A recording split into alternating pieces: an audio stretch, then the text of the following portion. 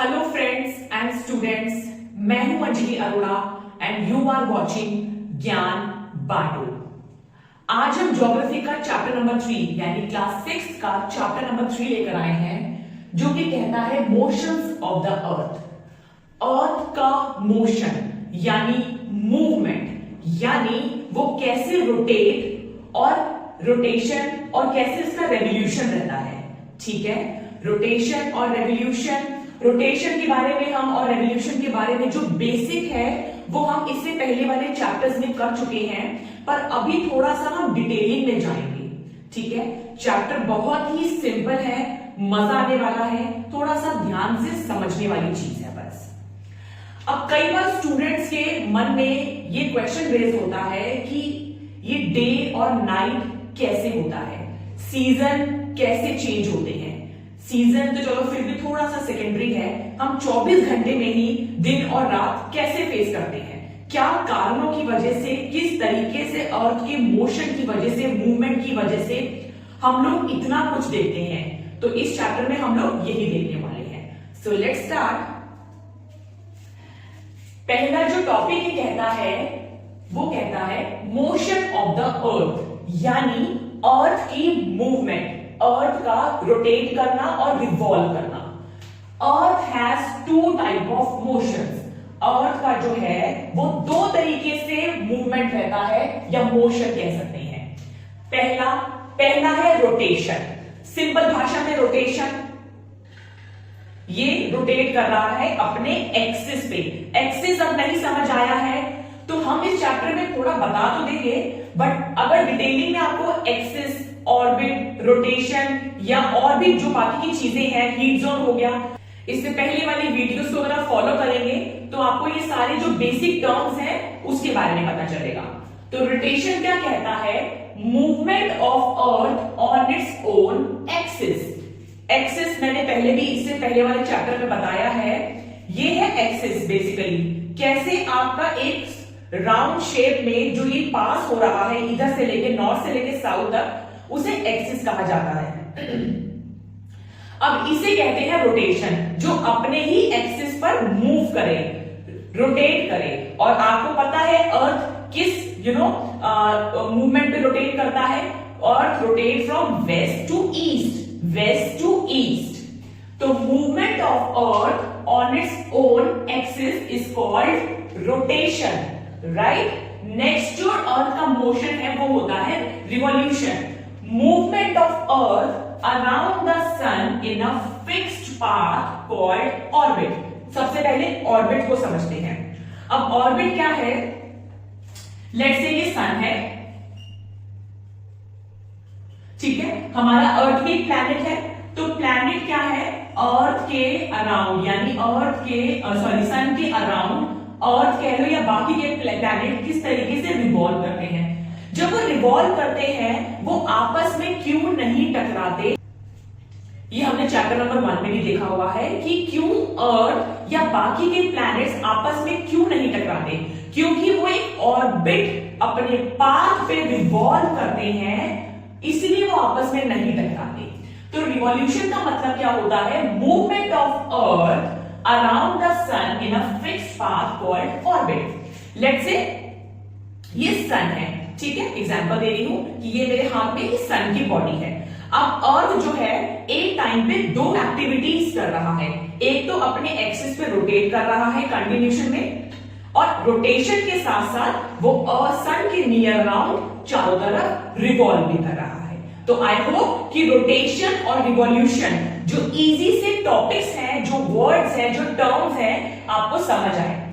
Rotation का मतलब है movement of earth on its own axis, और रिवॉल्यूशन का मतलब है movement of earth around the sun in a fixed path. इसे कहते हैं रेवोल्यूशन, ठीक है। तो अर्थ के दो मोशंस हैं, one is rotation, another is revolution. Next point पे चलते हैं। The axis of the earth makes an angle of 66.5 with its orbital plane. इसको समझने वाला जरा पॉइंट है ये। पहले वाली वीडियो में भी हमने बताया था, या बताया क्या था ये आप देख सकते हैं कि किस तरीके से इसका जो एंगल है वो टिल्ट है अपने एक्सिस पे। जो ऐसे होना होना चाहिए वो कैसे 23.5 डिग्री टिल्टेड है, ठीक है ना। तो ये 23.5 डिग्री तो ये वाला पोर्शन हो गया, और 66.5 डिग्री, 66.5 बेसिकली ये ऑर्बिटल पे अपना एंगल बनाता है, ये वाला पोर्शन, ठीक है। तो axis of the earth makes an angle of 66.5। या ग्लोब को भी देख पा रहे होंगे किस तरीके से ये ऐसे नहीं है, 23.5 डिग्री टिल्ट है अपने एक्सिस पे, जिसकी वजह से ये 66.5 अपना एंगल बनाता है, ठीक है। नेक्स्ट पढ़ते हैं, इसी वजह से जो है वो spherical shape of the earth है। स्फेरिकल शेप है, आप देख सकते हैं, ठीक है, किस तरीके से इसका जो शेप है। बट यस, जो चैप्टर नंबर 1 में हम लोगों ने पढ़ा है कैसे ये अपने नॉर्थ और साउथ की तरफ पे फ्लैटेंड है, दबा हुआ है, जिसकी वजह से इसको जियोइड शेप कहा गया है, ठीक है। नेक्स्ट है, the portion facing the sun experience day while the other half away from the sun experience night। कैसे?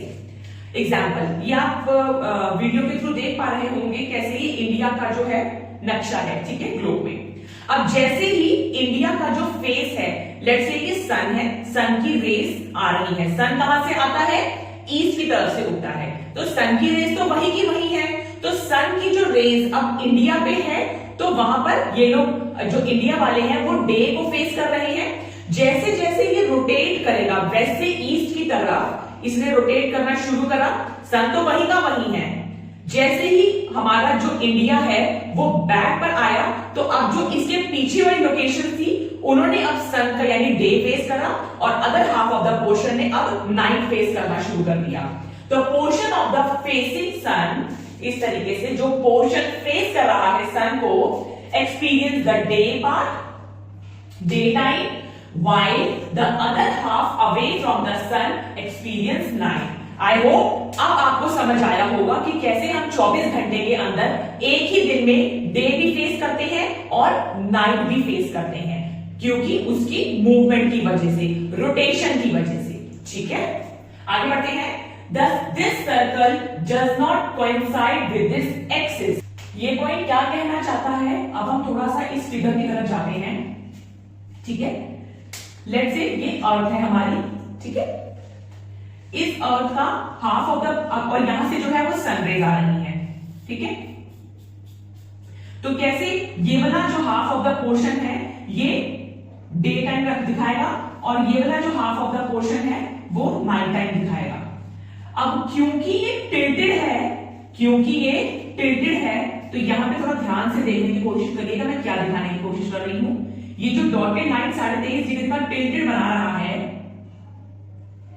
इस टिल्टेड की वजह से जब सनरेज आई तो इस वाले नॉर्थ पोर्शन पे, नॉर्थ साइड पे जो है वो डे टाइम दिखाएगा, और इसी वाले पे वो नाइट टाइम दिखा रहा है, क्योंकि ये टिल्टेड है इसीलिए, ठीक है। और अगर यही जगह रोटेट होकर वहां जाएगा, उधर की तरफ जाएगा, तो सनरेज तो वही की वही है, उससे क्या हुआ, अब जब ये सन अभी घूमकर यहां आ गया और सनरेज तो वही है, तो अब साउथ पोर्शन पे जो है वो डे है, और नॉर्थ पोर्शन पे जो है अब वो नाइट है। इसी वजह से जो सर्कल है वो कोइंसाइड नहीं करता अपने एक्सिस पर, ठीक है, क्योंकि ये अपना एंगल बना रहा है, टिल्ट है अपने 23.5 डिग्री पे, और एंगल बना रहा है 66.5 degree. Okay, earth takes about 24 hours to complete one rotation on its axis. 24 घंटे अप्रोक्सीमेटली लेता है earth east, west to east, एक अपना रोटेशन को कंप्लीट करने के लिए, जिसे अर्थ डे भी कहा जाता है, जिसे अर्थ डे भी कहा जाता है। एक अर्थ डे मींस वन डे कैसे 24 आवर्स में कंप्लीट कर रहा है, ठीक है। अब हम एक क्वेश्चन डिस्कस करते हैं। लेट्स सपोज कि अगर अर्थ रोटेट ही ना करे, रोटेट ही ना करे, तो उससे क्या होगा, उससे कुछ सिचुएशन इस तरीके से रहेगी जहां पर जो पर्टिकुलर लोकेशन सन की फेसिंग में है वहां पर 24 आवर्स दिन ही रहेगा, और जो लोकेशन सन के ऑपोजिट साइड है वहां पर डार्क तो रहेगा लेकिन ठंडा रहेगा, क्योंकि सनरेज तो पहुंच नहीं पाएंगी। अब ठंडा रहेगा, ठीक है, डार्क रहेगा, डार्क के लिए तो हमारे पास ऑप्शन है कि हम लोगों ने लाइट यूज कर ली, तो उससे क्या है, लाइट तो टेम्परेरी ऑप्शन निकाल लिया, बट सनरेज ही नहीं रहेगी, कितना ठंडा रहेगा वो पर्टिकुलर लोकेशन जहां पर सनरेज पहुंच ही नहीं पाएंगी। तो इसलिए अर्थ की जो मोशंस हैं वो दोनों कैसे इंपॉर्टेंट हैं वो हम लोग इस चैप्टर के थ्रू पढ़ने वाले हैं। रोटेशन तो हम लोगों ने समझ लिया कि किस तरीके से अर्थ रोटेट करता है अपने एक्सिस पे, 24 आवर्स लेता है to complete one rotation around its axis. आगे बढ़ते हैं अपने नेक्स्ट टॉपिक की तरफ। हम लोगों ने पहले पढ़ा रोटेशन। रोटेशन क्या होता है, कैसे ही अपने ही एक्सिस पे अर्थ रोटेट करता है from west to the east. ठीक है, अब रिवॉल्यूशन का मतलब होता है it takes around 365 1/4 days to revolve around the sun, जिसे कि 1 ईयर कहा गया है। अर्थ जब रोटेट करता था अपने एक्सिस पे तो वो 24 आवर्स लेता है टू कंप्लीट 1 राउंड या 1 मूवमेंट, जिसे कि 1 अर्थ डे कहा गया है। अब उसी तरीके से it takes around 365 1/4 days to revolve around the sun, जिसे 1 ईयर कहा गया है।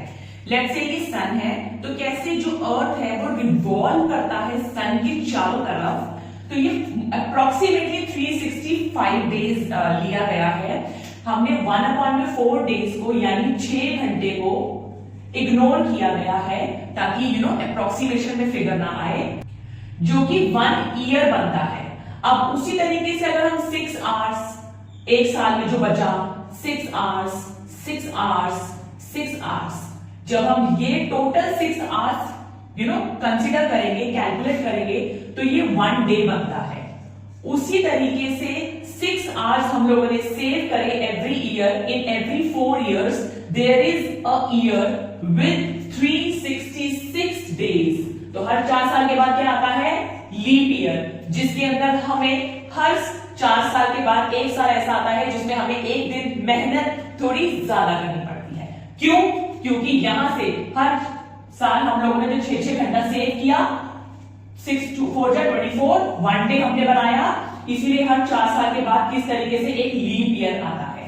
ठीक है, the earth is going around the sun in an elliptical orbit. ये सन है,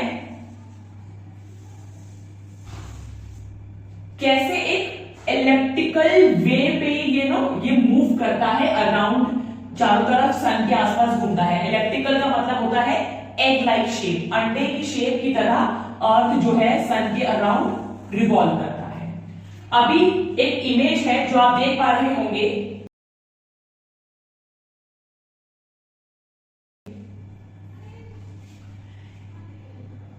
ये revolution of earth and season जो है वो दर्शाता है। ये इमेज किस तरीके से एक रेवोल्यूशन सन के अराउंड की वजह से हमारे सीजन्स बदलते जाते हैं, डे और नाइट रोटेशन की वजह से और रेवोल्यूशन की वजह से सीजन मौसम चेंज होते जाते हैं। ठीक है, समर भी हम लोग देखते हैं, विंटर्स भी देखते हैं, स्प्रिंग एंड ऑटमन। यही कुछ मिलती जुलती इमेज है जो मैंने बनाने की कोशिश की है आप लोगों के लिए। अब इसको थोड़ा समझने वाली बात है। अब जैसे मान लो सन की जो रेज है वो इस तरह पड़ रही है, ठीक है, अभी क्योंकि ये 23.5 डिग्री एंगल बनाती है, तो जब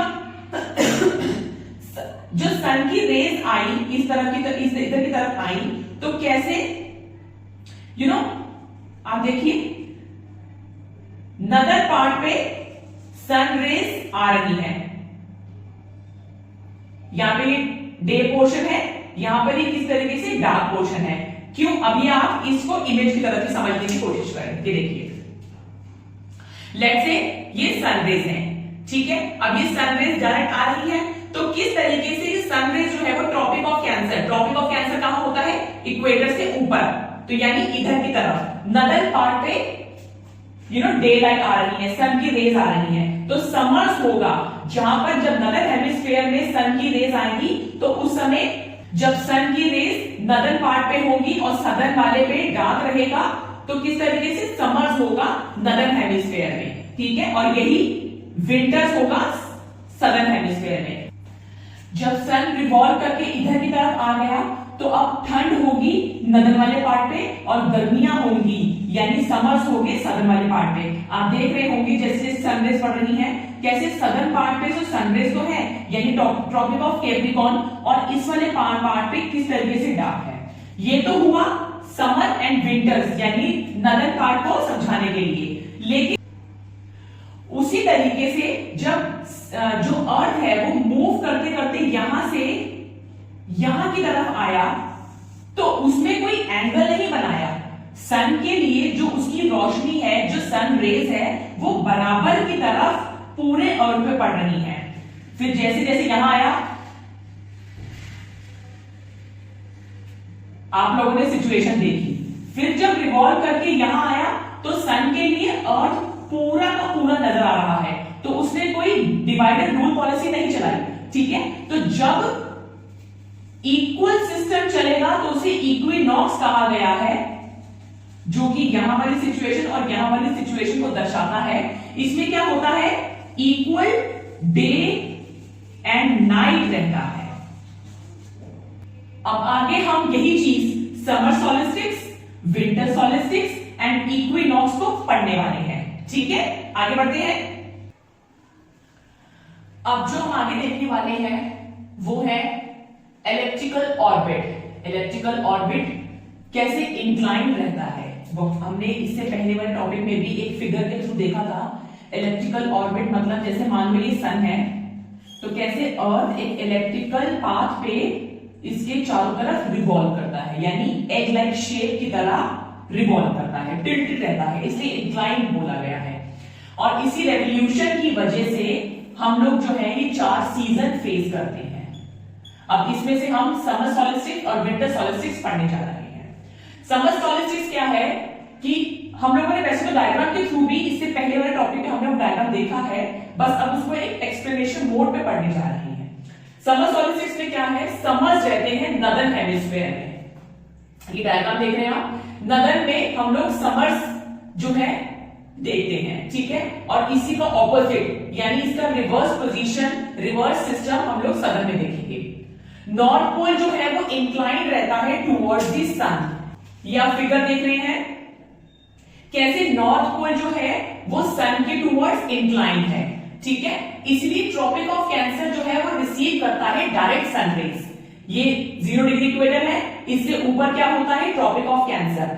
क्योंकि ये जो नॉर्थ पोल जो है वो इंक्लाइंड है सन के टुवर्ड्स, जो पूरे नदर्न एरिया में, इसीलिए ज्यादा जो है वो सन रेज रिसीव हो रही है। इसलिए ट्रॉपिक ऑफ कैंसर अभी जैसे रोटेट कर रहा है, रोटेट करने पर भी जो पूरा नदर्न हेमिस्फीयर है वो डायरेक्ट सन रेज जो है वो रिसीव कर पा रहा है। ठीक है, और 21 जून जो है लॉन्गेस्ट डे और शॉर्टेस्ट नाइट रहती है। लॉन्गेस्ट डे और शॉर्टेस्ट नाइट क्यों, क्योंकि पूरे नदर्न में जो है वो सनरेज जो डायरेक्ट रिसीव हो रही है as compare to southern part पे, तो इसलिए जो 21 जून एक ऐसा डे होता है जिसमें लॉन्गेस्ट डे होता है और शॉर्टेस्ट नाइट होती है। और अगर मैं इसी का सदर्न हेमिस्फीयर देखूंगी तो कंडीशन रिवर्स हो जाएगी, इसमें जो है वो शॉर्टेस्ट डे और लॉन्गेस्ट नाइट ये लोग फेस करेंगे। ठीक है, उसी तरीके से हम लोग अब विंटर सॉलिस्टिक्स की तरफ बढ़ते हैं।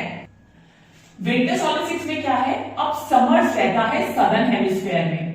ठीक है ना, अब हम लोग समर्स सदर्न के पॉइंट ऑफ व्यू से अब चल रहे हैं, तो यहां पर अब समर्स ये लोग फेस कर रहे हैं। क्यों, क्योंकि अब देखिए ये एक्सिस देख रहे हैं कैसे साउथ वाला जो सदर्न पार्ट है वो टिल्ट है सन की रेज के अकॉर्डिंग। ठीक है, तो ट्रॉपिक ऑफ अब 0 डिग्री से नीचे ट्रॉपिक ऑफ कैप्रिकॉर्न, तो ट्रॉपिक ऑफ कैप्रिकॉर्न में जो है रिसीव डायरेक्ट सनरेज होती है, इसलिए जो साउथ पोल है वो टिल्टेड है सनरेज की तरफ। ठीक है, 22 ऑफ दिसंबर जो है वो लॉन्गेस्ट डे होता है। क्यों, अगेन क्योंकि 0 डिग्री इक्वेटर से जो नीचे है जो सदर्न पार्ट है वो कैसे टिल्टेड है सन के टुवर्ड्स, इसलिए लॉन्गेस्ट डे होता है 22 ऑफ दिसंबर को और शॉर्टेस्ट नाइट होती है सदर्न हेमिस्फीयर में। ये तो हमने पढ़ा सीजन्स के 2 टॉपिक्स को। अब ये जो दोनों चीजें हैं ये इक्विनॉक्स होता है, ये सिचुएशन है इक्विनॉक्स की। हम लोगों ने पढ़ा था किस तरीके से समर सॉलिस्टिक्स, विंटर सॉलिस्टिक्स और जब ये रिवॉल्व करता है, अर्थ रिवॉल्व करता है, तो कैसे जो दो सिचुएशन, दो कंडीशन जो आती हैं, उसमें जो एक्सिस है बेसिकली, वो कैसे दोनों चीजें सन को बराबरी में फेस करते हैं। तो जब बराबरी में फेस किया, उसी सिचुएशन को कहते हैं इक्विनॉक्स, जिसके अंदर इक्वल डे और इक्वल नाइट फेस की जाती है। इक्विनॉक्स क्या होता है? When the direct sun rays of the sun, when direct rays of the sun falls on the equator, यानी डायरेक्ट सन रेज बराबरी में पड़ रही है, इस पार्ट पे भी और इस पार्ट पे भी, neither of pole is tilted towards the sun, कोई भी पोल जो है वो टिल्ट नहीं है सन की तरफ, जैसे ये था, जैसे इसमें नदर्न पार्ट टिल्ट है, इसमें सदर्न पार्ट टिल्ट है, ठीक है ना। इक्वल डे और इक्वल नाइट जो है हमारा अर्थ एक्सपीरियंस यानी फेस करता है, अर्थ हमारा equal day and equal night experience face करता है, इसी सिचुएशन को इक्विनॉक्स कहा जाता है। और ऐसा साल में 2 बार होता है, एक बार होता है 21 मार्च को जो कि स्प्रिंग सीजन है, और एक बार होता है 23 मार्च को जो कि ऑटमन सीजन होता है। तो इसी से हमने रेवोल्यूशन के 4 सीजन्स को पढ़ा, किस तरीके से कौन कौन सा डे इंपॉर्टेंट है। ये डेज डायरेक्ट एमसीक्यूज के क्वेश्चंस में डायरेक्ट पूछे जाते हैं। ये जो कॉम्पिटिटिव एग्जाम की तैयारी कर रहे हैं, मेक श्योर चैप्टर को आप थरली पढ़ें अच्छे से, जितना अच्छे से आप बारी बारी पॉइंट्स को देखेंगे, फोकस करेंगे, क्वेश्चंस इजीली अटेम्प्ट होंगे, ठीक है। तो अब हम इस चैप्टर का सम अप कर लेते हैं। बेसिकली आपने इस चैप्टर में 2 मेन चीजें पढ़ी हैं। वो 2 मेन चीजें क्या है कि कैसे हम लोग 24 आवर्स यानी डे एंड नाइट फेस करते हैं, किस तरीके से 24 आवर्स के अंदर हम एक ही दिन में 24 घंटे में डे भी फेस करते हैं और नाइट भी फेस करते हैं, just because of the rotation from west to the east, rotation from west to the east. And कैसे हम लोग चेंजेस देखते हैं हमारे सीजन्स में, वो होता है रेवोल्यूशन के बेसिस पे। ये सन है, कैसे अर्थ रोटेट रिवॉल्व कर रहा है सन के चारों तरफ, जिसकी वजह से हम ये 4 सीजन्स को फेस करते हैं। और समर सॉलिस्टिक्स, विंटर सॉलिस्टिक्स हम लोगों ने पढ़ा कि कौन सा जो इंक्लाइंड है पोल टुवर्ड्स सन की तरफ, और कहां पे सनराइज ज्यादा आ रही है, tropic of cancer, tropic of capricorn, and कौन सा डे जो है वो शॉर्टेस्ट एंड लॉन्गेस्ट कंसीडर किया गया है। एंड इक्विनॉक्स वो सिचुएशन, वो डेज होते हैं जिसमें अर्थ जो है हमारा पूरा एक्सपीरियंस करता है equal day and equal night का, ठीक है। इसी के साथ हमारा ये चैप्टर जो है मोशंस ऑफ द अर्थ ये आज खत्म हुआ। हम लोग इसके नेक्स्ट पार्ट में इस चैप्टर से रिलेटेड जितने भी क्वेश्चंस बन पड़ेंगे हम लोग वो देखेंगे। स्टूडेंट्स, मेरे इस चैप्टर को, मेरे इस वीडियोस को और मेरे इस चैनल को आप अपने सीनियर्स और जूनियर्स के साथ शेयर करें, डिस्कस करें, ताकि जो लोग कॉम्पिटिटिव एग्जाम की तैयारी कर रहे हैं या जो ऑलरेडी 6th क्लास में स्टूडेंट्स हैं, जो पढ़ाई के दौर में चल रहे हैं, तो वो उन स्टूडेंट्स को हेल्प मिल पाए। जितना ज्यादा आप हमें मोटिवेट करेंगे उतना ही हमें मोटिवेशन मिलेगा, ताकि हम आपके साथ अपना जितना मैक्सिमम हमारे पास ज्ञान है हम आपके साथ वो बांट सकें। Thank you so much.